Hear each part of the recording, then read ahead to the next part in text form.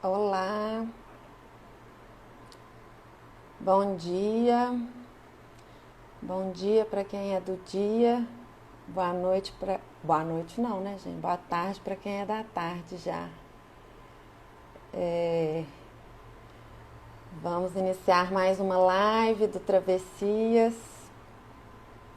Toda sexta-feira a gente está batendo um papo aqui ao vivo,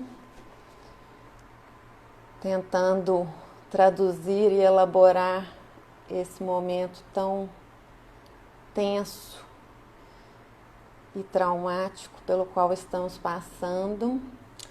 Hoje nós vamos falar sobre os sonhos e sua relação com o trauma,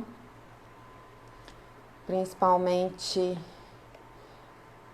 agora, né, nesse momento de crise, uma crise social, um trauma generalizado, né? Estou aqui aguardando a Olivia aparecer. Eu vou conversar com a Olivia Brum. Ela está fazendo parte de uma pesquisa muito legal do Departamento de Psicologia da UFMG. E uma pesquisa, na verdade, que tem parceria com outros grupos de pesquisa, além da UFMG. Então, nós vamos entender um pouquinho sobre essa pesquisa. Consegue entrar aqui? Vocês estão me ouvindo bem? Alguém me dá uma notícia? Olivia está de lado. Bom dia, Luísa. Lucas. Sei. Aê! Deixa eu só ver se o tripé vai ficar. Tá. Obrigada, Nárima.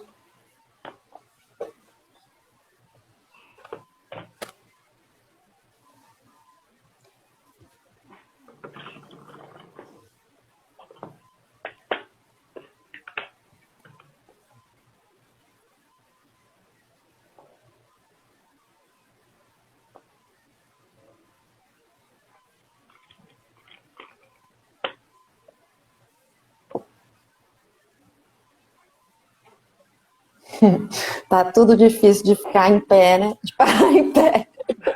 Nu! Quero. Não só os instrumentos tecnológicos. Eu fiz uma pilha de livro aqui embaixo. Tá meio torto, né? Ainda. Deixa eu ver se eu consigo consertar. Não, tranquilo. Tá ótimo. Então, gente, para quem não me conhece, eu sou Isabela Roman, sou uma das fundadoras do Travessias, Percursos em Psicanálise. Estou terminando agora minha tese de doutorado, na qual eu pesquisei, né, um pouco mais sobre o trauma, sobre os estados de regrediência, os estados de sonhos e a possibilidade de utilizá-los, né, através do trabalho de figurabilidade na clínica, principalmente na clínica com crianças e adolescentes vítimas de abuso sexual. Porque eu também participo do projeto Cavas, da UFMG, Olivia também, né, Olivia vai se apresentar. Então, daí a gente pensou, né, a partir das nossas pesquisas, conversarmos um pouco sobre essa temática. Olivia, se apresenta para a gente. Oi, gente. Bom dia, Isa. Meu nome é Olivia, eu sou formada em psicologia. Atualmente estou fazendo mestrado. E, como a Isa falou, também participo do projeto Cavas e estou participando também da pesquisa dos sonhos confinados. Vou falar um pouco da pesquisa agora. Deixa eu só apresentar de certa forma, né, assim, para quem não... Imagino que a maioria dos ouvintes são, né, a maioria da área da psicanálise, mas para quem não é, A gente parte, né, do pressuposto, né, para quem não sabe, o livro A Interpretação dos Sonhos, do Freud, foi a obra inaugural da psicanálise, então não só revolucionou o movimento psicanalítico, né, inaugurando aí uma nova área, né, de conhecimento, pesquisa e técnica, mas também revolucionou o olhar da humanidade para os sonhos, né?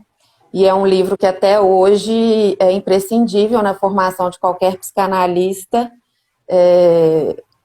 Estou rindo aqui dos fãs da Olivia. De qualquer psicanalista, tanto para compreender, né, o papel dos sonhos, mas também e principalmente o funcionamento psíquico como um todo, né? Porque foi a partir dessa obra que Freud começou a desvendar aí os processos inconscientes, né? E depois, né, já mais para o final da obra, depois da guerra, Freud também, através dos sonhos, a partir da escuta dos relatos dos soldados, né, que tinham retornado da guerra e que vinham apresentando os sonhos traumáticos, né, o que ele chamou de sonhos traumáticos, e aí ele também, novamente, revoluciona a teoria e a técnica a partir da identificação aí da pulsão de morte de um segundo objetivo do sonho, né? Se num primeiro momento Freud trabalhava com a hipótese de que os sonhos eram uma realização de desejo, e aí desejo a gente tem que pensar, né, o desejo como um retorno a uma satisfação anterior, né? Não é o desejo no sentido do senso comum, né? Mas para além dessa realização de um desejo, os sonhos também serviam para tentar dominar, né, para dar algum contorno psíquico para uma situação, um evento vivido, né, um evento muito excessivo, sobre o qual o aparelho psíquico não conseguiu agir, né, atuar e integrar ao restante dos conteúdos psíquicos. Então, é a partir desse momento, né, dessa grande crise, que o Freud começa a pensar os sonhos traumáticos e essa outra função, uma função anterior, né, dos sonhos. E aí, né, na situação da pandemia, não poderíamos deixar de olhar, né, para os sonhos como essa ferramenta imprescindível para tentar, né,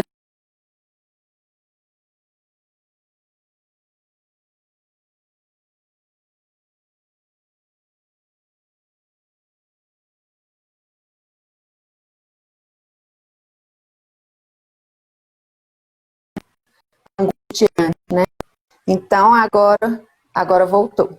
Agora eu vou pedir para a Olivia, então, contar para a gente como que surgiu, né, a ideia da pesquisa dos sonhos confinados e o que vocês têm trabalhado e encontrado aí nos relatos.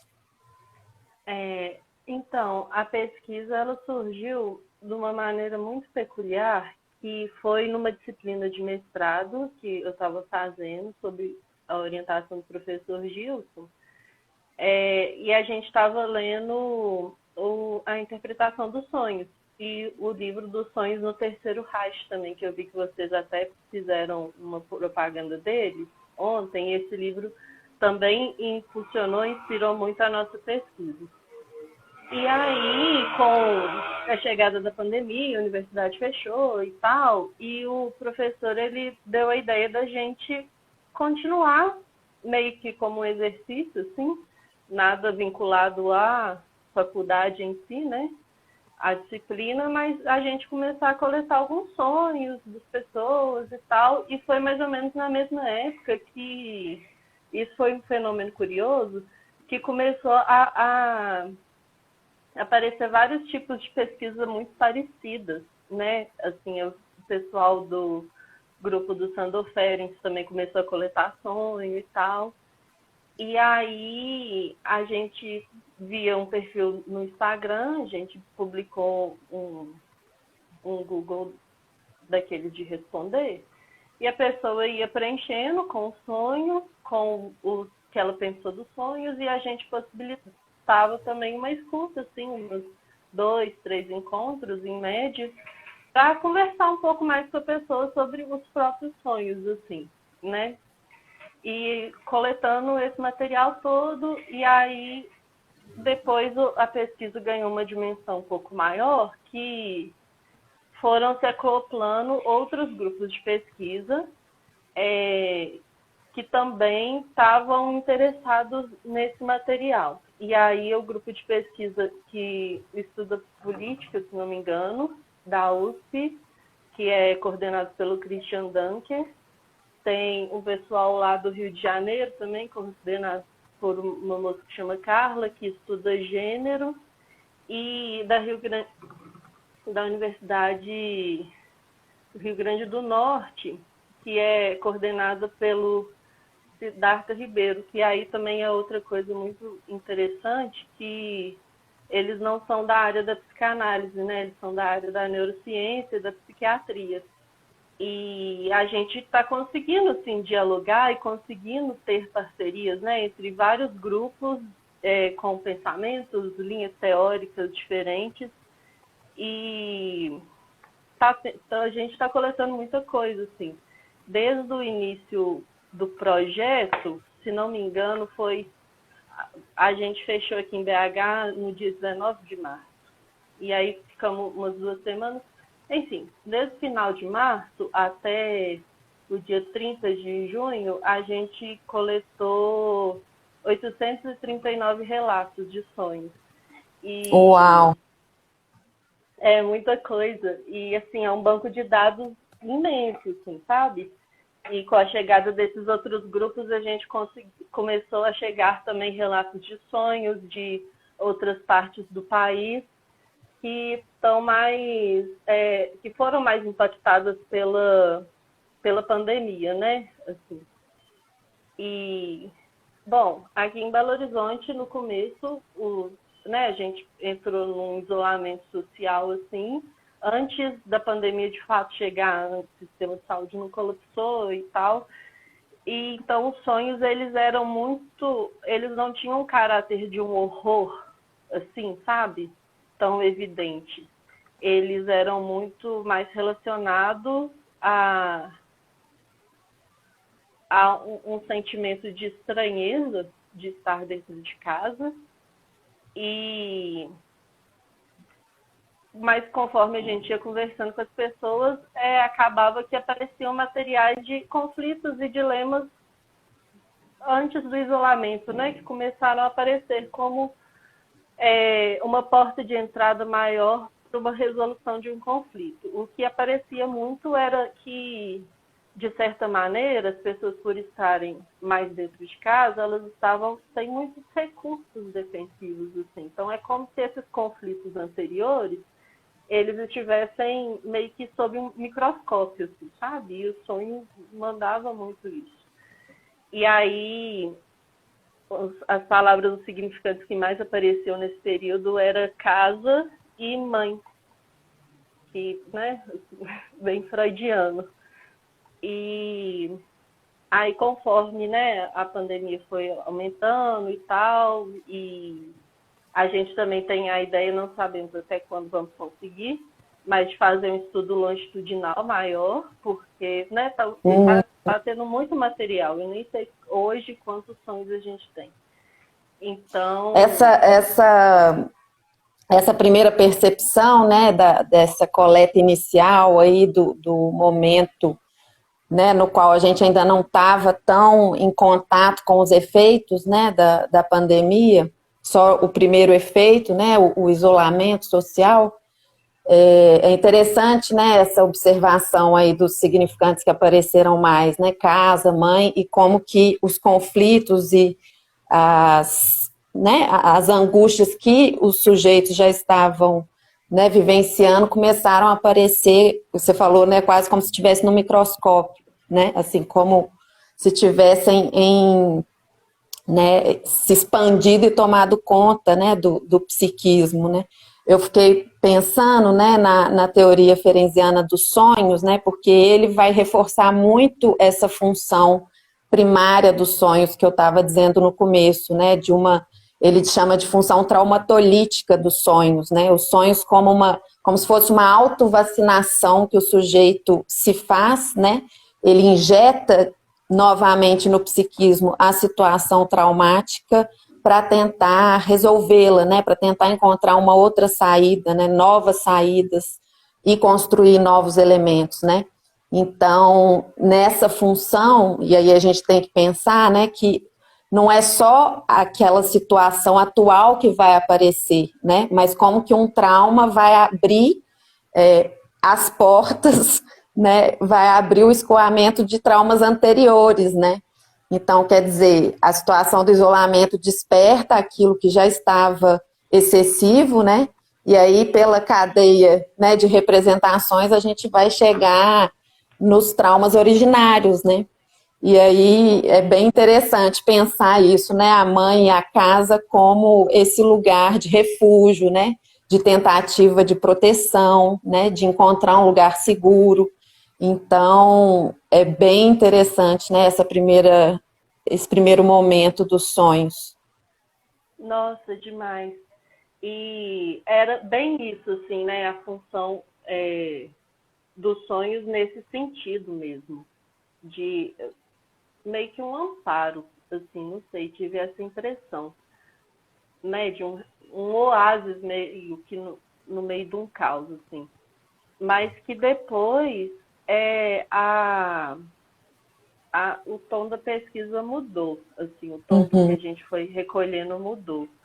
E aí começaram a aparecer sonhos mais próximos de uma realidade factual, assim, né? Não tinham muitos elementos fantasísticos, por assim dizer. A construção fantasística, ela ficou bem precarizada, assim, em vários sonhos, no sentido que não tinha mais uma narrativa muito fantasiosa, muito cheia de detalhes, começou a aparecer muita coisa de pandemia, de morte, Covid, sentimentos de estar se afogando, estar ficando sem ar, sabe? E esse caráter regressivo, ele também começou a aparecer, é muito interessante, ele aparecia em relatos de vários sonhos, no sentido que chegava, né, numa construção lá e tal, não sei o quê, e aí o nível de angústia ia aumentando no sonho, aumentando, e a pessoa acordava já num sentimento de uma percepção no próprio corpo, assim, né? Então, tipo, a sensação é que deu uma regressão por um período, assim, de percepções pré-simbólicas. A gente não conseguia nem falar direito o que era. Era algo sentido, uma descarga motora. Então, gente que acordava com dor de cabeça, com crise de pânico e tal. E no sonho você vê, assim, no relato do sonho você vê, tipo, algo que vai sendo muito bem detalhado e depois vai caminhando para uma coisa mais concreta, sabe? E aí é isso, né? Os significantes mudaram também, começaram a aparecer muito mais significantes relacionados à morte e à Covid mesmo, a pandemia. O horror mais explícito, né? É interessante, né? Você poderia contar para a gente algum relato? Assim, tem relatos, deixa eu ver o que eu lembro.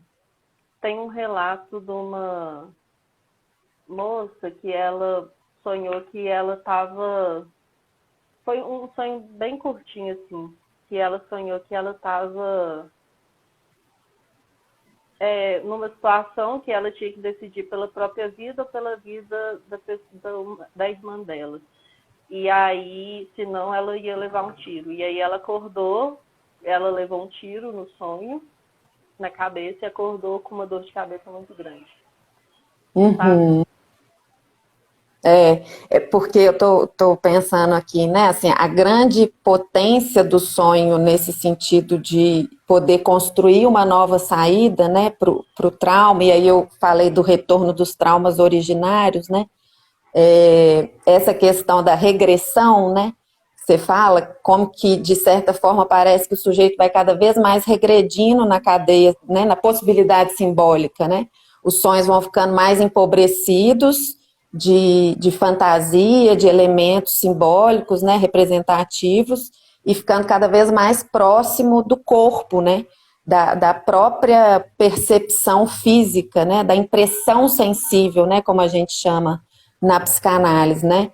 E aí o Ferenczi, por exemplo, ele fez uma diferenciação desses sonhos, ele chama de sonho primário e sonho secundário, né. O sonho primário seria justamente esses sonhos muito, né, que a gente diria pobres no sentido, né, da representabilidade, mas pobres no sentido de terem poucos elementos, né, e serem sonhos muito mais presos à sensação física, né, e aí essa possibilidade do sujeito sentir realmente, né, a sensação, mesmo no sonho, né, isso já acontece, né, porque a gente consegue narrar uma sensação física que a gente sentiu no sonho, né, então essa possibilidade da construção do sonho, né, de poder viver como se fosse viver na própria carne, mas sem se preocupar com a lógica, né, com a racionalidade, com o contato com a realidade. Então,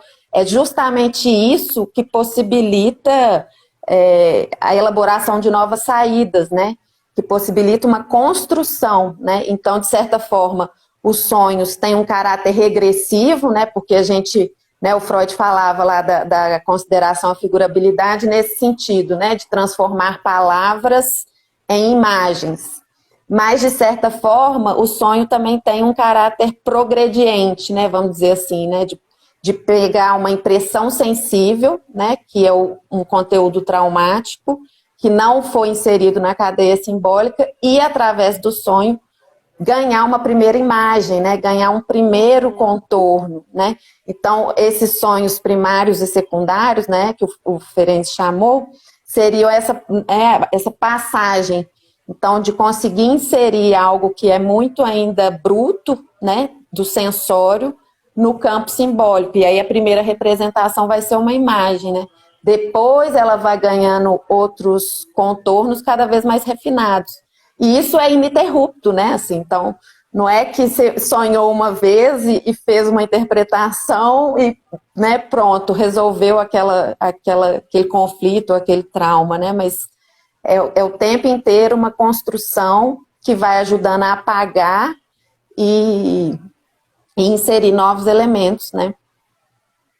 Sim, é isso, né, assim, porque os sonhos, eles estão fornecendo, aí já é um pensamento mais meu, assim, esses elementos, assim, essas imagens, no sonho de pandemia, eles têm fornecido essas imagens, assim, né, não sei se a gente poderia chamar de proto-representação, mas é como se fosse um pequeno esboço de algo ali que você não está conseguindo nem botar em nome, né? É um inominável do trauma, assim, que vem de um jeito devastador. E aí, pela via do sonho, você consegue fazer um primeiro esboço daquilo que está transbordando. Eu estou lendo aqui o comentário do Marcos, ele está falando desses sonhos primários mais precários, também já me ocorreram nesse período sonhos apenas de alguém, peraí que eu apago, alguém ou algo invadindo a casa e acordar desesperado em checar as portas, né? Eu lembro mesmo, né, assim, tanto do relato do livro, né, dos sonhos do Terceiro Reich, como, né, que isso era muito comum, aparecer esse elemento persecutório, né, de alguém conseguindo te acessar, né, te encontrar, alguém conseguindo ler seus pensamentos, né, enfim, saber o que você gostaria de falar, né, e eu tenho escutado na clínica sonhos que também fazem um pouco esse contorno, assim, de tanto de uma invasão, de tentar elaborar, né, e aí as pessoas sonham que estão mudando de país, né, para um país onde teoricamente estaria mais seguro. Eu estou lembrando que o Marcos também comentou aí no começo que ele está tendo esse tipo de sonho desde a eleição, né, e não é à toa, né, porque eu acho que a gente está com essa sensação de ser invadido, né, de estar sendo o tempo inteiro vigiado já há algum tempo, né, no nosso país.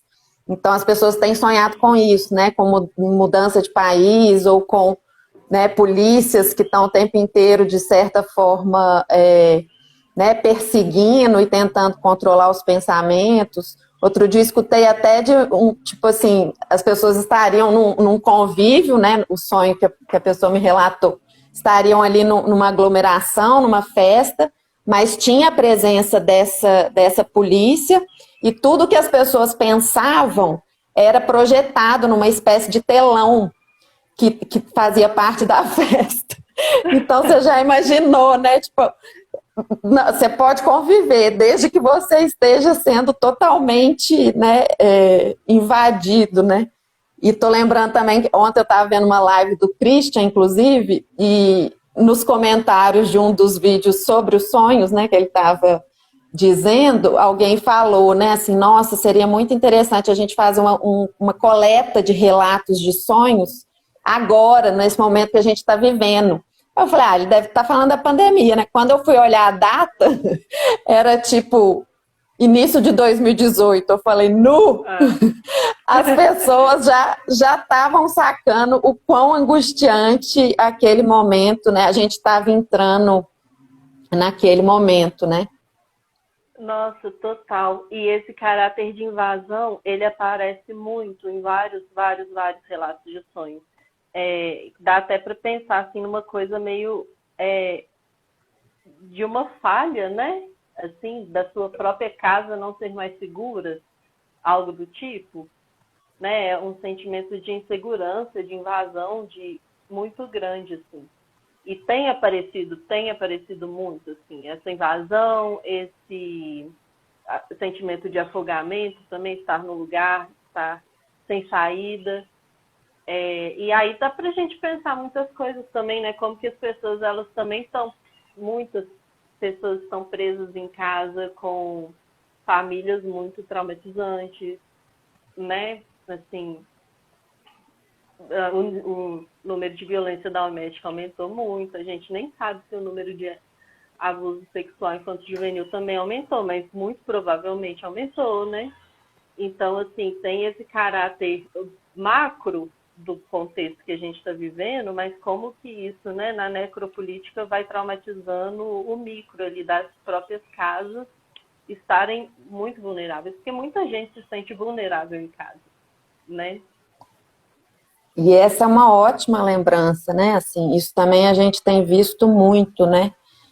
A relação com a família, a relação com os pais, né? No caso dos mais jovens, a relação, né, no casamento, casamentos que estavam prestes né, a acabar, e aí de repente vem o isolamento, e aí não dá para separar, né? Tem que ficar convivendo numa proximidade enorme, e fora as situações mais extremas, né, de violência doméstica, física e, né, abusiva, inclusive sexualmente, né, assim, é de um terror que a gente realmente não consegue nomear, né, e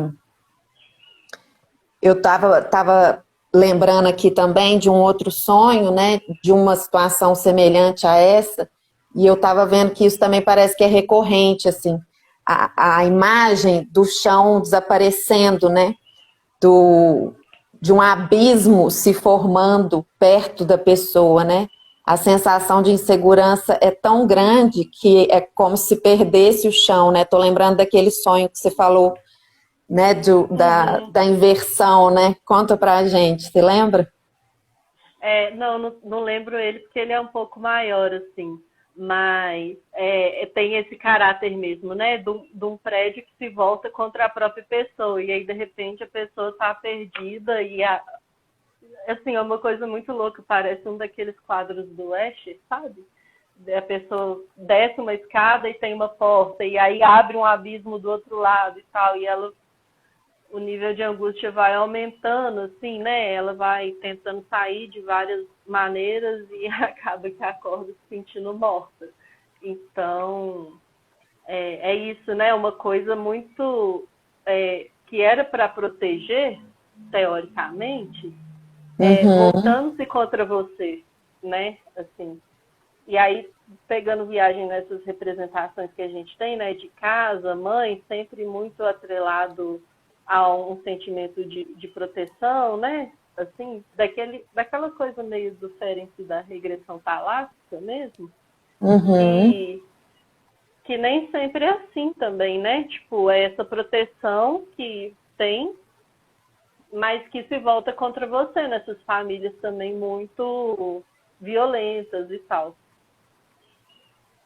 Justo, justo. E eu estava pensando aqui, né, Olivia, a importância também do relato, né, do fato de narrar o sonho para uma outra pessoa, né? Então, acho que a pesquisa, para além da importância, né, teórica e da possibilidade de acesso que a gente tem tido, né, através dos relatos, né, e vai ter por muito tempo, né? Acho que tem banco de dados aí para muita, né, pesquisa, para muitos anos de pesquisa, mas o relato para as pessoas, né, que se dispuseram a participar e construir esse relato é muito importante e significativo também, né, assim, como que a parte da elaboração secundária é imprescindível para continuar dando, né, esse contorno, né, e ajudando a encontrar novas saídas, né. E aí tô lembrando até do Siddhartha Ribeiro, né, o pesquisador que você citou da neurociências, né, ele é incrível, né, eu já ouvi algumas coisas com ele, inclusive fica a dica aí na Casa do Saber, tem um curso dele completo sobre sonhos e memória, e ele é genial, né. E aí estou lembrando do tanto que ele fala, né, assim, da importância da gente resgatar os sonhos como uma ferramenta, assim, e uma ferramenta social, né, porque ele, né, retoma as tribos, civilizações que faziam uso dos sonhos para tomar decisões, né. Eu escutei outro dia, né, de uma situação que, né, eles descobriram uma tribo, uma comunidade que não entrava muito em conflito com as outras próximas, né? E aí foram tentar entender por quê, né? Os pesquisadores entenderam que todos os dias todos da tribo se reuniam para escutar os sonhos de cada membro. E a partir dos sonhos, eles pensavam, né, no que poderia estar acontecendo com cada um e no que poderia estar acontecendo coletivamente. Então, tem um relato que é de uma criança que fala, né, alguma coisa do tipo, tinha um urso correndo atrás de mim e eu fiquei com muito medo, né, saí correndo e tal. E aí o adulto, né, um líder da tribo fala com ele, da próxima vez você pode tentar encontrar uma ferramenta para te ajudar a se proteger, né? Enfim, eles narrando e construindo juntos novas possibilidades né, de ação, permitia que as pessoas tivessem acesso aos seus medos, enfim, e de construir, né, de aprender novas saídas. E aí eu fiquei pensando, a gente que atende criança, né, no como que é comum as mães, né, os pais, ignorarem, de certa forma, os sonhos das crianças, né, assim, e às vezes até quase negá-los, né, quando uma criança tem um pesadelo né, enfim, chama pelos pais, e aí geralmente escuta, não, foi só um sonho, né, isso não tem importância, vamos esquecer, né, enfim, ao invés do adulto, né, conseguir escutar, e não só escutar, né, usar aquela brincadeira, né, aquele jogo que a criança faz ao sonhar, como uma possibilidade de aprendizado, né, e de compreender o que está acontecendo com o filho, né, então, acho que também fica não só para nós, né, a importância de olharmos para os nossos sonhos, tem até a possibilidade de, quanto mais você tenta registrar seus sonhos ao acordar, mais você consegue ir lembrando, né? Mas também de prestar atenção nos sonhos das crianças, né? Porque ali a gente tem uma grande possibilidade de ajudar, né, na integração dos elementos que ficam de fora, né, da representação. Sim. É interessante isso que você falou dos sonhos das crianças, Isa, porque é esse movimento meio que ocorre, assim, né? Da pessoa falar, não, calma, isso não existe, né? Tem monstro embaixo da cama, não, isso não existe. Aí é um semi-desmentido, assim, né? Uma coisa estranha, de certa maneira. Não sei, acho que também a gente pode pensar, né, em outras formas de trabalhar esses sonhos. Apesar de que sonho de criança é muito raro, né, o relato do sonho, assim. Mas aparecem, né? Aparece. Talvez elas não consigam relatar ou não aparece tanto, justamente porque, né, a gente não costuma dar tanta importância, né, assim. Mas eu até ouvi outro dia de uma mãe que ela tem feito um diário do relato dos sonhos da filha, assim, e aí ela vai fazer esse diário por 15 anos e entregar para... Olha que coisa mais mágica, né? Que preciosidade, né? E aí, quando a filha fizer 15 anos, ela vai entregar o diário para a filha. Eu achei uma ideia magnífica. E eu fiquei pensando nisso também, né? Num semi-desmentido, né? Porque aquilo, realmente, o monstro embaixo da cama não existe, né? Mas... Quer dizer, né, o medo de uma violência, o medo de uma invasão, a sensação de insegurança, de desconforto existe, né? Então, o desamparo, né? Então, tentar, né, dar alguma veracidade para os relatos é importante, né?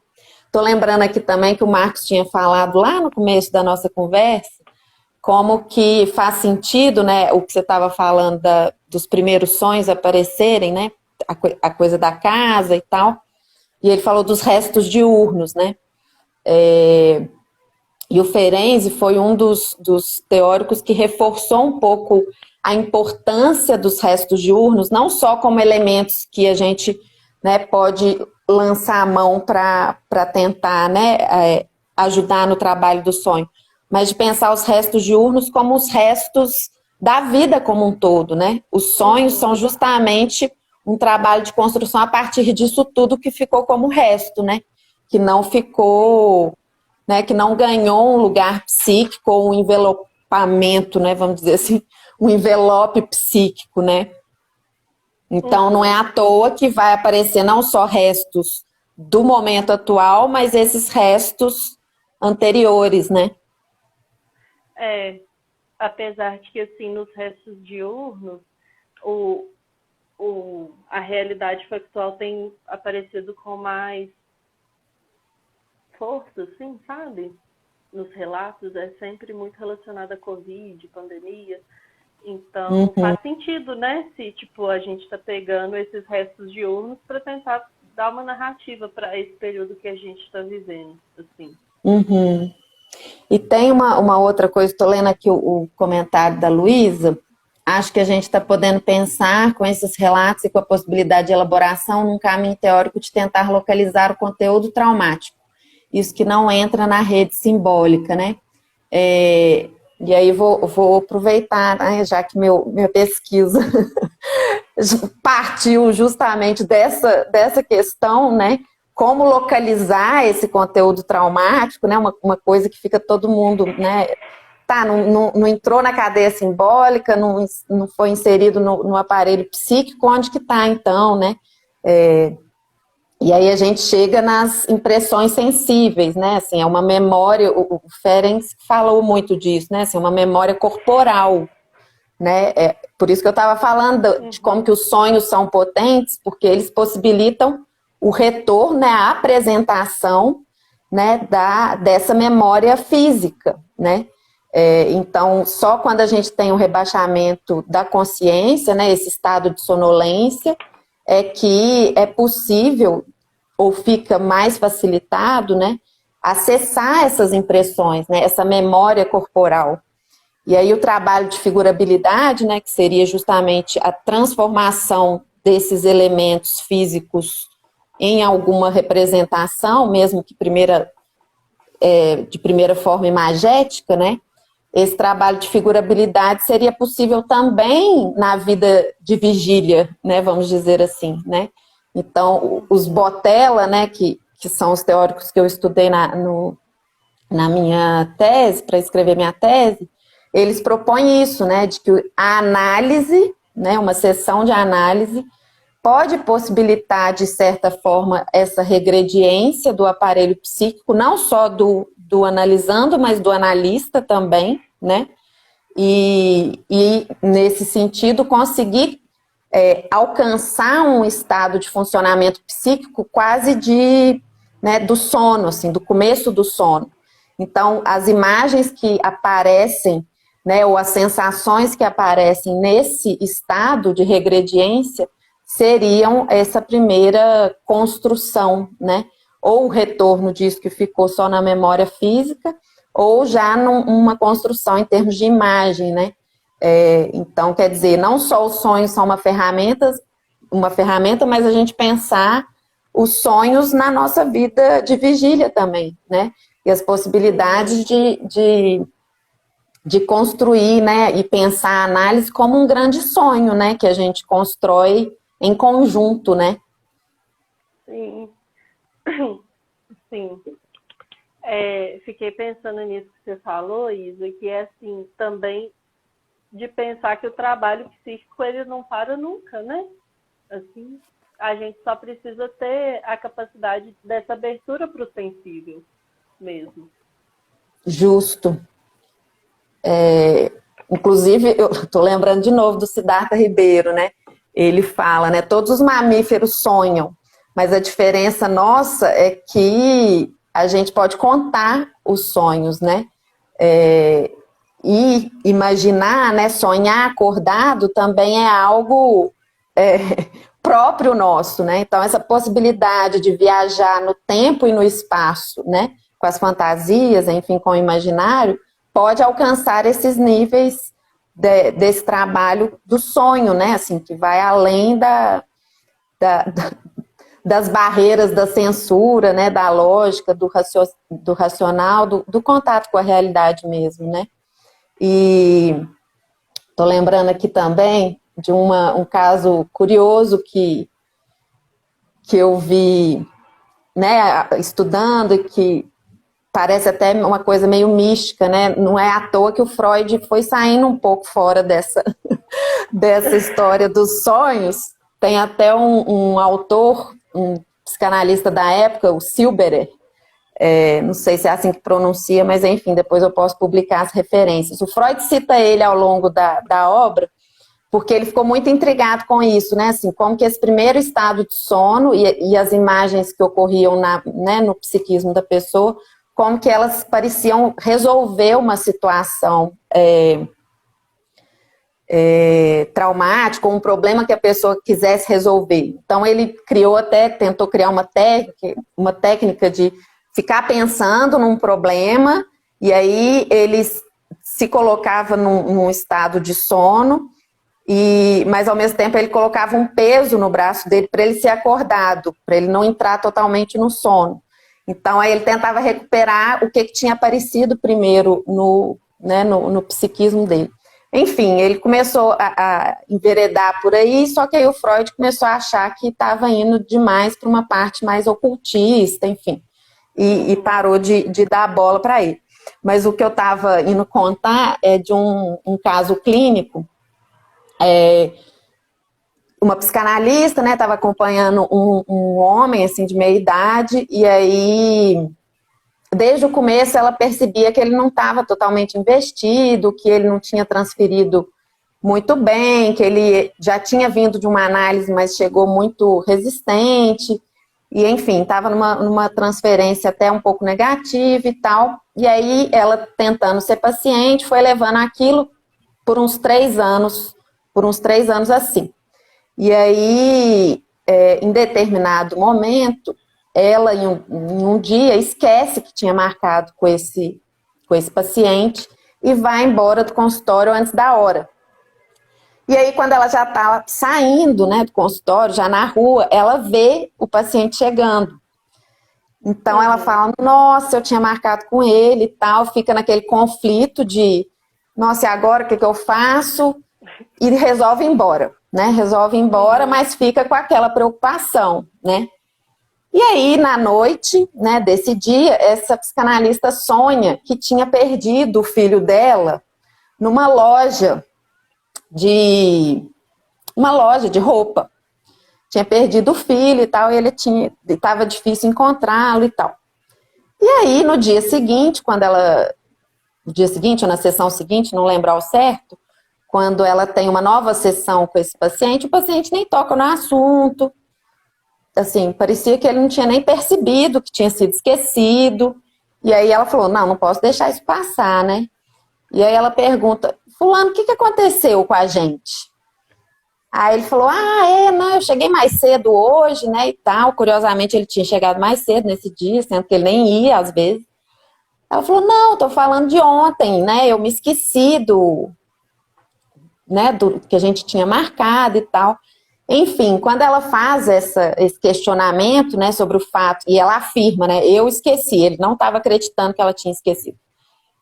Ele começa a lembrar, e aí finalmente a relatar um trauma que ele tinha na relação com a mãe, de um dia em que a mãe saiu com ele para fazer compras e perdeu ele numa loja de roupas. Que sinistro. Oh, isso é muito louco. Porque é isso que você está falando, né? É a figurabilidade ali impregnando no inconsciente.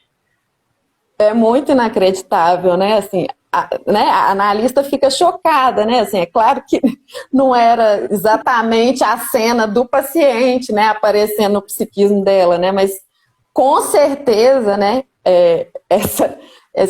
Como que o Ogden chama de terceiro analítico, né? Como que essa construção, como se tivesse um terceiro inconsciente funcionando na dupla analítica, né? Tem, de certa forma, esse poder, né?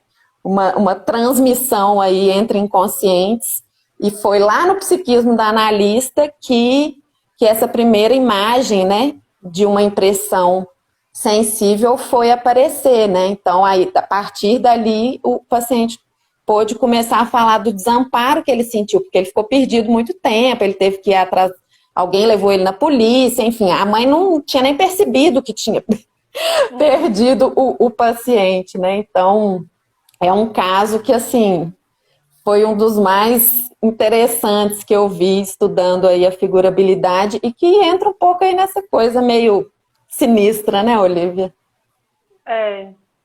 Mas, nossa, que doideira. Depois você me passa também a referência que eu quero ler um pouco mais.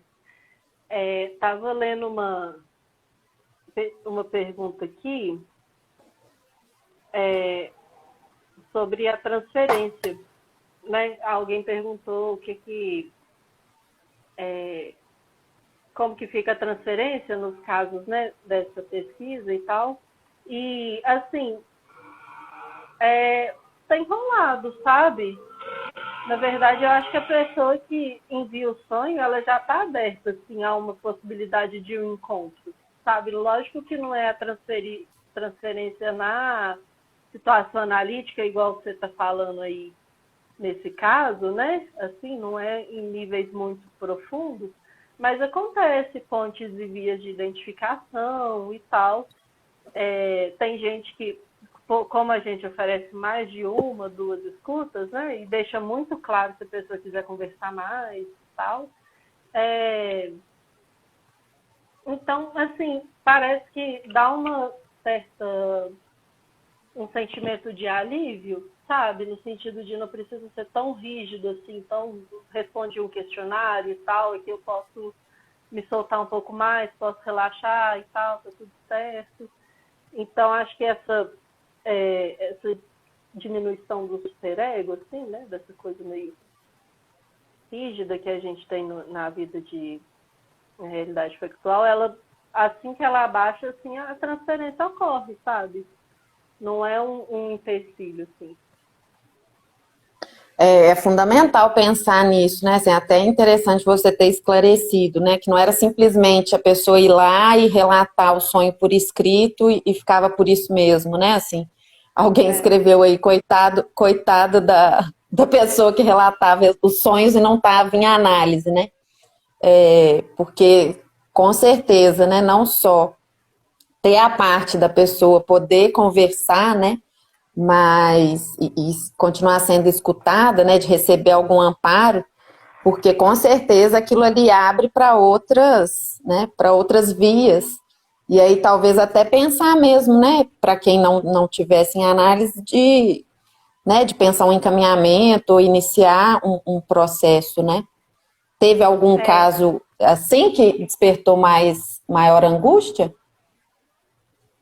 Tiveram vários, mas assim, lógico que o propósito da pesquisa não é ser uma propaganda, né, comercial para fazer análise, não é com esse intuito. Mas quando a demanda surge, inclusive foi um ponto que a gente ficou meio assim no começo, sabe? Porque, poxa, às vezes vinham sonhos de lugares que a pessoa não tinha acesso a um serviço de saúde mental. E aí acaba que, né, a pessoa que pegou esse sonho continua escutando e tal, e aí eu não sei que fim que deu, mas acho que teve um sonho que eu também escutei, assim, que eu estava vendo que o nível de angústia estava muito alto e tal, e aí eu perguntei se a pessoa fazia um tratamento, né, porque pelo que ela falava seria interessante para ajudar ela nessas crises, né, nessas angústias e tal. Aí já teve uma resistência, não. Mas a gente tem essa preocupação, sabe? É uma preocupação que ainda existe, de certa maneira. Mas atualmente a gente está em outro momento da pesquisa, que não é mais o foco das lutas. A gente tem muito material já para trabalhar em cima, então a gente está tentando, a gente fez uma divisão em vários subgrupos, de acordo com o desejo, né, de cada pesquisador também, por determinado tema, porque o sonho é como se fosse um fenômeno que você vai vendo de vários ângulos, né? Então, um sonho eu posso pensar em algo, você pode pensar em algo, o sonhador pensa em um terceiro algo, assim. E aí, como a gente não tem muito essa coisa da interpretação do sonhador, a gente pega o sonho enquanto um fenômeno, muito do que vai ditar, né, vai guiar o meu olhar, vai ser de acordo com o meu desejo. Então, a gente dividiu em subgrupos pensando um pouco nisso, assim.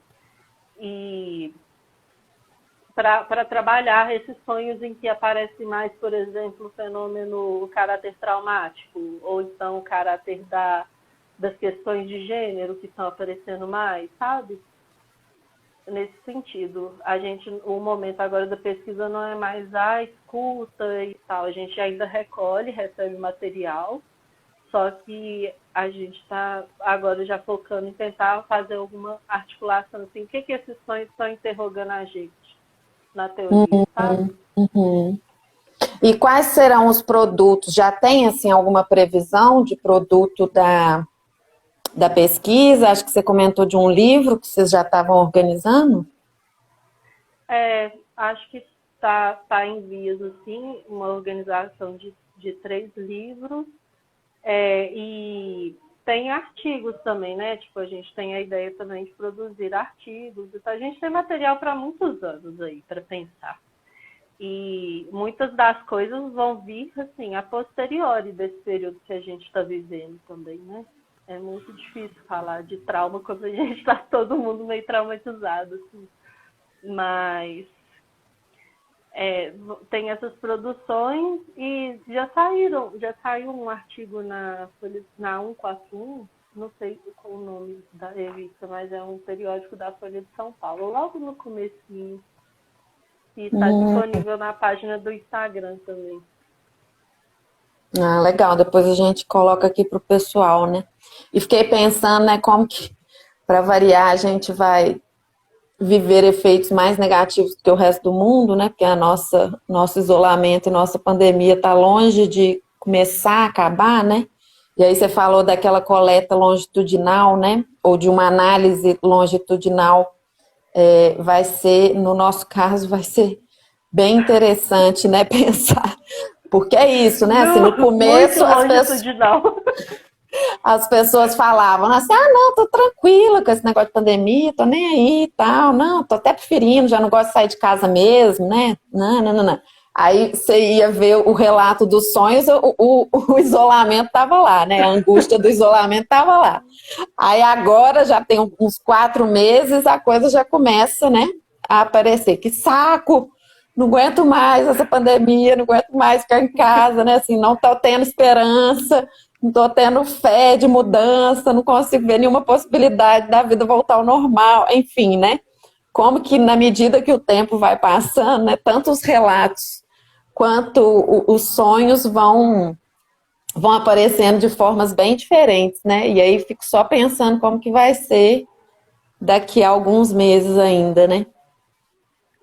Esse sentimento de resignação, ele é muito ruim, né? Assim, é uma impossibilidade mesmo de tudo. É horrível. De tipo, já tô entendendo. Eu até fiquei pensando numa coisa, assim, peguei viagem nisso outro dia, alguém dessa área da computação, se pudesse pesquisar, tipo assim, o que a galera joga mais no Google, assim, né, de pesquisa. Eu acho que atualmente o que tem aparecido muito é coronavírus vacina. Porque o povo já está assim, depositando esperança em outra coisa, não mais no isolamento, que todo mundo vai cumprir certinho e tal. A gente já quer uma solução assim mais drástica, né? Com certeza. Acho que quem está mais em contato com a realidade já entendeu que só uma vacina irá nos salvar.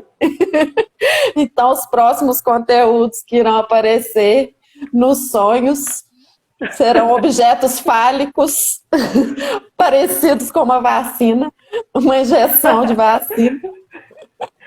A Melanie Klein vira no túmulo. Porque a mãe, coitada, a mãe já passou. Nosso tempo está acabando. Eu queria, né, agradecer a participação da Olívia, para a gente não encerrar de supetão aqui.